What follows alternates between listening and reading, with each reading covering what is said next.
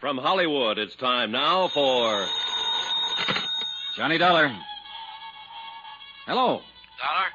You're the Mrs. Dollar that's been trying to phone me? Is this Dr. Bigby? That's exactly who it is, and I'm very busy right Look, now. Dr. Bigby, I want you to come out here just as soon as possible. It's the old Cronin summer place about 5 miles up the river from where... Oh, I know where it is, I know.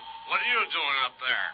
The house has been closed for years. Mrs. Cronin opened it up for a party this weekend, but she was taken ill on the train coming up, and I want... Is Dolly out there? Yes, she's the one I want you to look at. So she's back. After all these years, she's come back. She had a prescription from her doctor in New York, but she's taken the last of it. It's apparently her heart. I'm sorry, Mr. Dollar. I'm very busy tonight. Oh, what? Much too busy, and then there's a storm coming up, and I have a patient someplace, I think. Now, wait a second. If you're a friend of Dolly's, Mrs. Cronin's, do one thing. Take her back to New York. Now. Tonight. Get her out of here. Fast. Before it's too late.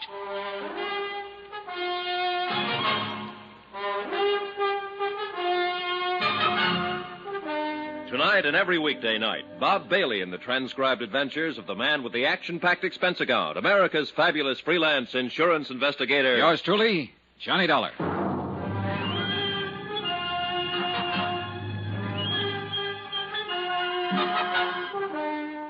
From Special Investigator Johnny Dollar at Wells Falls, New York, to the Home Office, Surety Mutual and Trust Company, Hartford, Connecticut.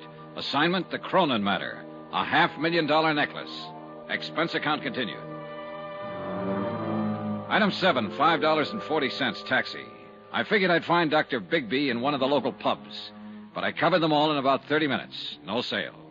And unfortunately, Bigby was the only doctor in Wells Falls. Worse, the local druggist couldn't fill Mrs. Cronin's prescription. The nearest chance was Tupper Lake, 25 miles away. Back out at the Cronin place, I turned the taxi over to Jason Prell, Mrs. Cronin's business advisor, and he took off for Tupper Lake to look for the medicine. Then I went looking for Mrs. Atherton, a village woman who had been housekeeping on the estate since the place was built. I found her in the kitchen. Storm's brewing up, coming out of the mountains. It'll hit us before morning. They always come in the night. I guess you've seen a lot of storms in these hills, Mrs. Atherton. Lived here all my life, never been out of them. It's Miss Atherton, not Mrs. Oh. She's the missus up in the bed, even if she is a widow. Little Dolly, Mrs. Cronin, till death do us part. Did you know Barnaby Cronin, Miss Atherton? Yes, I knew him. Of course I knew him. I worked here.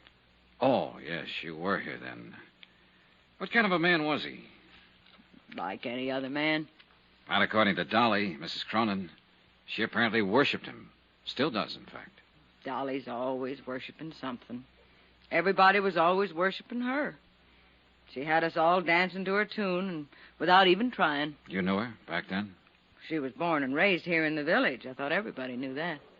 No, that's what I missed.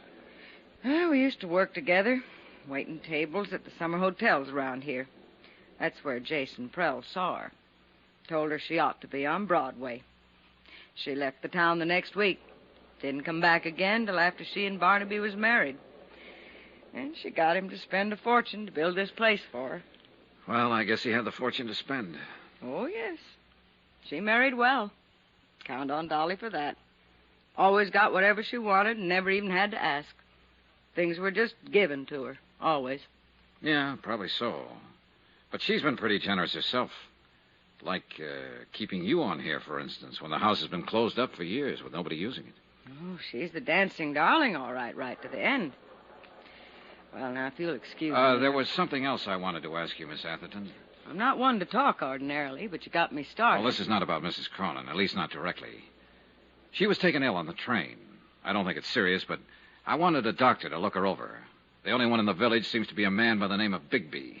Bigby? He's the coroner here, but he's not a doctor. No? No, not anymore. Still calls himself one, but he lost his license 10 years ago. He's a drunken sot. Yeah, I kind of figured. But he sobered up fast when I told him on the phone that the patient was Mrs. Cronin. He refused to come out, told me to get her away from here fast, and then he hung up on me. Forget him. He couldn't do her any good. But I'd like to know why he acted that way. Do you happen to know any reason? Bigby is a drunk. Who knows what his reasons are? I thought you might. Better ask him. What difference does it make anyway? You can't help her. Nobody can. What do you mean? She's come back, finally. For the first time in all these years. Took sick on the train. That wasn't any surprise to her. She knew it was going to happen. Well, I guess she halfway knew. She knew. It's like with an animal. When it's hurt or sick and it comes home to die, and that's what she's done. She's come home to die. No, I think you're wrong there, Miss Atherton. I don't think she's anywhere near that sick. Barnaby didn't think so either when he came back here to die. Barnaby died here? Yes, in this very house. A heart attack, it was called. He came up on the afternoon train and... That's strange. It was the same kind of night. A storm like tonight. Strange how things move in patterns. Were you here with him, Miss Atherton? Barnaby died alone. And the doctor? Bigby? Miss Atherton, was the doctor... I'm sorry. I was thinking. The bridges were washed out. Bigby didn't get here till the next morning. Wouldn't have mattered. He couldn't have done anything. Nobody could have. When it's time for a thing to be done, it's done. Nobody can stop it. Nobody. It was a strange evening, ominous and oppressive, with a feel of violence in the air. Even the house itself added to the feeling. Furnished lavishly in a style 30 years forgotten, it seemed garish now, old and tired and lonesome. Like Mrs. Cronin herself, who'd planned a grand party for all her old friends, and instead lay ill and alone in a bedroom upstairs. The Queen gave a party, and nobody came.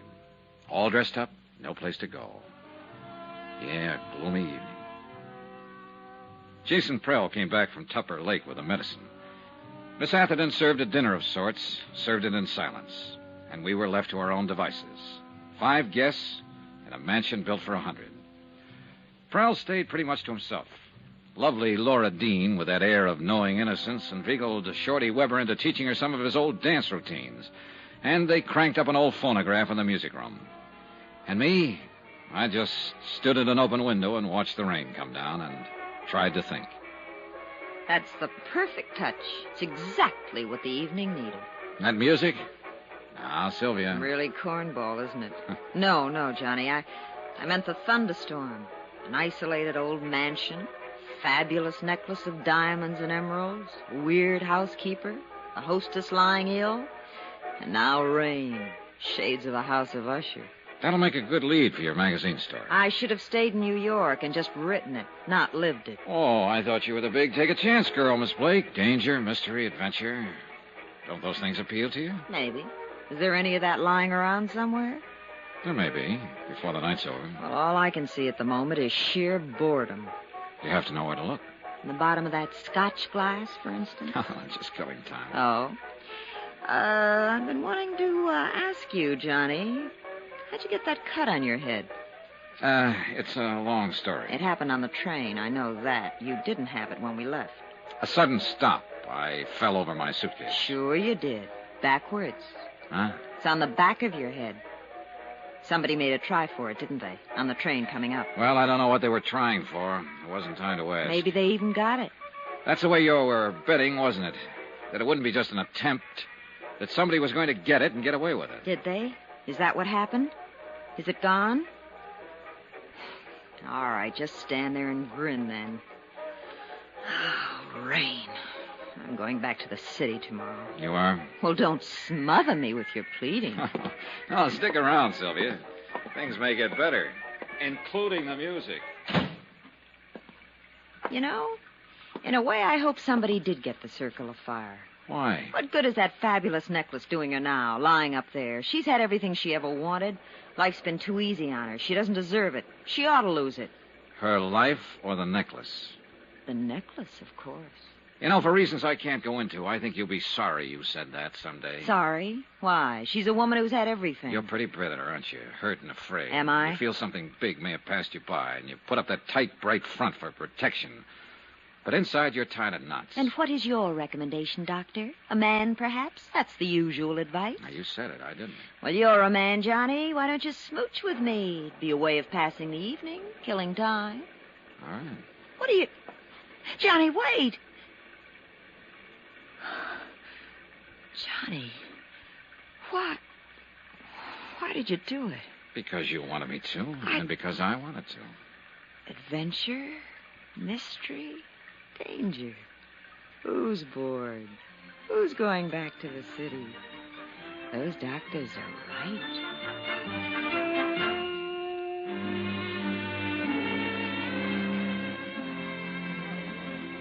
Dollar, could I talk to you for a minute? Why not, Shorty? What's on your mind? I don't know exactly why you called us all together in It here. was Mrs. Cronin's idea. She set it up with me earlier. Well, it ain't got nothing to do with what I want to say.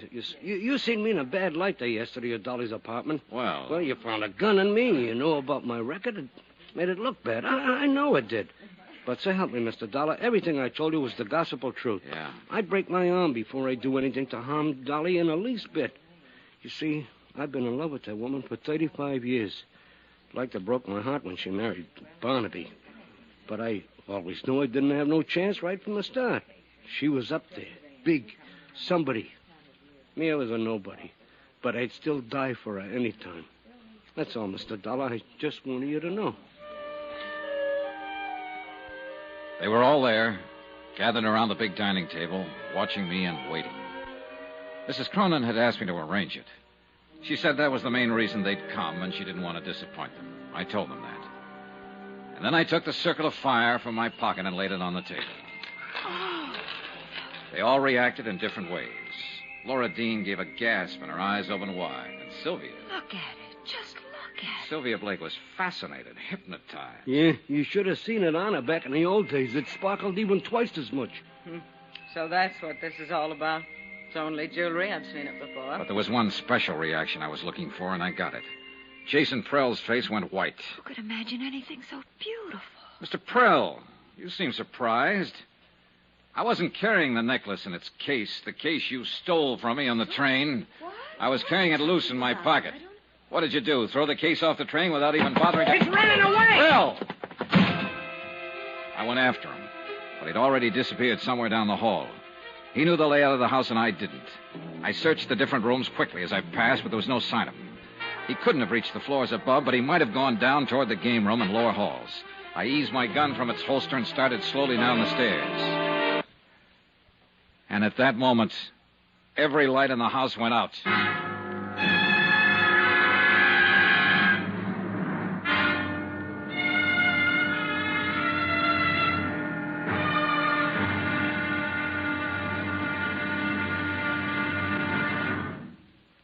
There'll be another intriguing episode in our story of the Cronin matter tomorrow. Tomorrow, a white lie, a bullet from the darkness, and death comes in out of the rain. Join us, won't you? Yours truly, Johnny Dollar.